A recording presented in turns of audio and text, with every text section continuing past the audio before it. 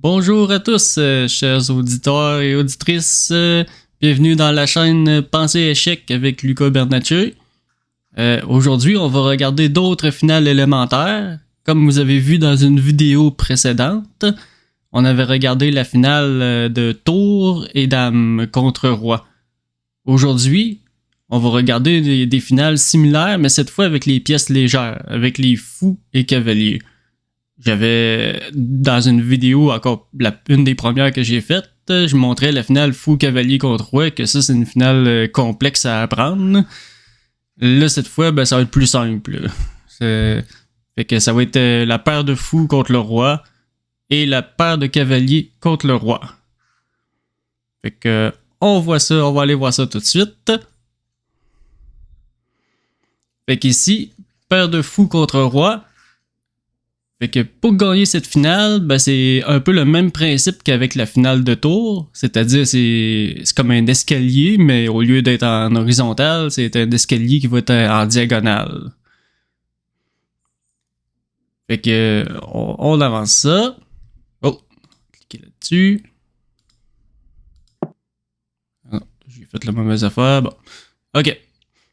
Premièrement, fou des deux. Fou des trois. On a notre escalier ici. On voit que le roi il est coupé. Ça va faire comme un triangle qui va rapetisser tranquillement pas vite vers le coin.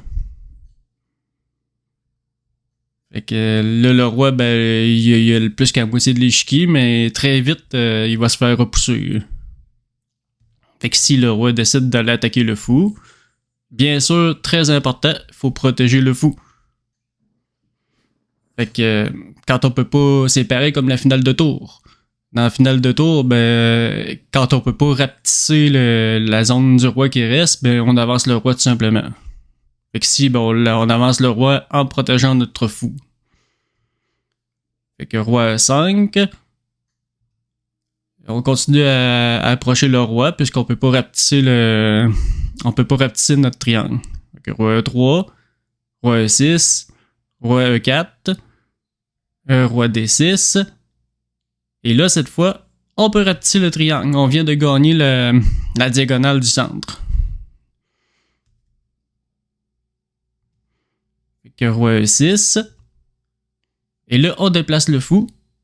Parce que c'est vraiment important de ne pas se faire prendre un fou parce que la position est nulle. Là. Que soit si on a une seule pièce légère, c'est-à-dire fou ou un cavalier, c'est nul automatiquement. Là. Fait que faut être vigilant là-dessus. Fait que là, le roi, disons qu'il là-dessus, dans notre exemple, il va en D6. On peut rapetisser la position. Fait que fou C4. Le roi va attaquer le fou. On vient défendre. Pas le choix de bouger. Il s'en va ici, en D6. Et on se rapproche tranquillement. Je défile les coups. On vient de rapetisser encore une fois notre triangle.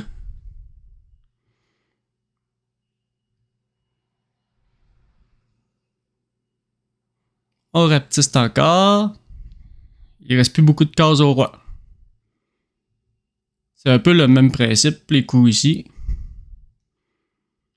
Là, ici, vous voyez, il reste juste 6 cases au roi noir. Évidemment, comme dans toutes les finales, c'est très important à la fin de penser ses coups comme il faut puis pas jouer vite. Parce que là, il peut y avoir certains motifs de patte. Un patte aux échecs, comme je l'ai déjà dit, c'est à l'adversaire de jouer. Quand c'est à l'adversaire de jouer puis il n'y a aucun coup légal. Fait que la partie est nulle. Dans le cas du défenseur, c'est dommage de perdre une position quand on a deux fous. Pas de perdre, mais de faire une partie nulle quand on a la possibilité de gagner. Fait que roi A7, le roi se rapproche. Roi B8. On rapetisse une dernière fois. Dernière phase. Maintenant, il ne reste que 3 cases au roi noir. Fait que la manœuvre... on fait la manœuvre finale, tout simplement. Fait que là, il s'en va ici. On protège en B5. Roi A8. Roi B6. Maintenant, il ne reste que 2 cases. Très attention. Là, ici, il faut surtout pas bouger le fou en B7. parce que ça causerait un pat. Fait que là, il met, ben ouais, c'est ça le casse, roi B8. Mais il faut surtout pas bouger le fou à B7, sinon c'est pat automatique. Fait que ça, c'est un peu comme une sorte de coup d'attente, mais d'un autre côté, on se positionne pour faire les derniers coups d'échec. Fait que, comme je vous ai dit, fou B7 ici, c'est un pat. Fait que, bon, fou A1, là, il aurait pu être n'importe où sur la diagonale en passant, là, tant qu'il puisse revenir faire l'échec final. Là.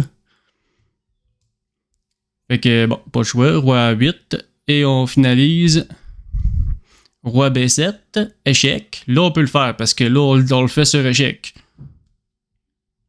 Roi B8, et finalement, fou G3, mat. Comme vous voyez, c'est une finale qui est assez simple.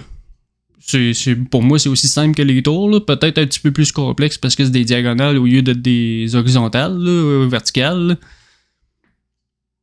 Puis important aussi de pas faire n'importe quel coup parce qu'il faut pas oublier qu'on a aussi la règle des 50 coups qui embarque, là, qui est 50 coups sans capture ni mouvement de pion. Fait que, comme vous voyez dans cette finale-là, dans mon exemple, ça a pris 22 coups.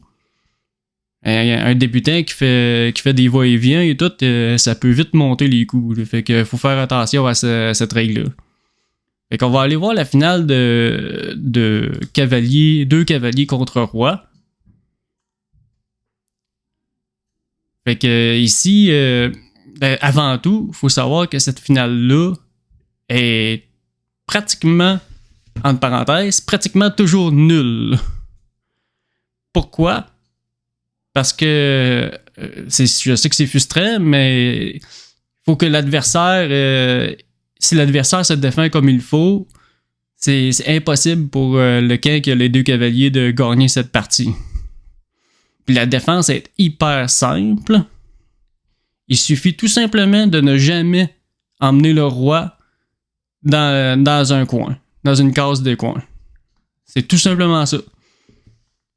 Les cavaliers réussiront jamais à forcer le roi à aller dans un coin. Il va toujours avoir 2 possibilités. Puis tout ce que les noirs peuvent faire dans cette position-là, c'est un pat. Mais c'est bon de le savoir. C'est pour ça que si je ne montre pas beaucoup l'exemple, là, c'est ici, ben là, le roi va en F1. Fait que là, c'est impossible pour les noirs de gagner. Fait que en allant là, ils vont faire des échecs, des va-et-vient ou même des pattes si le cavalier va en C3 par exemple. Là, ici, on a un patte. Là. Mais évidemment, si le roi il fait le mauvais choix et il s'en va dans un coin, ce qu'il ne faut surtout pas faire quand on est le défenseur dans ce type de position, là les noirs peuvent gagner. Fait que par cavalier F2, mat. Cavalier dit échec, l'autre il protège la case de fuite et le roi bloque le reste. Fait que ça, ben, dans une finale de même, c'est mieux de proposer la nulle tout simplement à ton adversaire d'être fair play là-dessus, là, plutôt que de tenter de faire de quoi qui est pratiquement impossible. Même si c'est un parfait débutant, je pense que c'est une marque de fair play d'y proposer la nulle et d'y expliquer le coup. Là. Fait que c'est ça. Fait que j'espère que cette vidéo-là ça va pas mal compléter disons les cours vidéo sur les finales élémentaires. Ensuite, ben, je vais vous montrer des trucs un peu plus complexes. Je vous ai déjà montré Fou et Cavalier, que lui, il est plus complexe, mais là, je vais embarquer sur d'autres choses par après. Je sais que je parle beaucoup de finales, là, mais je pense que pour se développer aux échecs, il faut mettre beaucoup d'efforts sur les finales avant même d'embarquer dans les ouvertures. La grosse erreur des joueurs, c'est qu'ils voient des ouvertures, c'est le fun d'avoir des ouvertures, c'est intéressant, mais si on met toute son énergie là-dedans, mais on perd comme une notion de compréhension si on n'a pas acquis les finales, parce qu'après l'ouverture, c'est bien beau de toutes les connaître, mais il faut savoir quoi faire. Les finales, ça te permet de savoir quoi faire après. Fait que c'est sûr que je vais en montrer d'autres choses, mais Ce sera dans des prochaines vidéos. Fait que j'espère que vous avez apprécié. Fait que n'oubliez surtout pas de vous abonner. Cliquez sur j'aime, abonnez-vous. Soutenez la chaîne, c'est très très important. Fait qu'on on se voit à une prochaine vidéo. Au revoir à tous.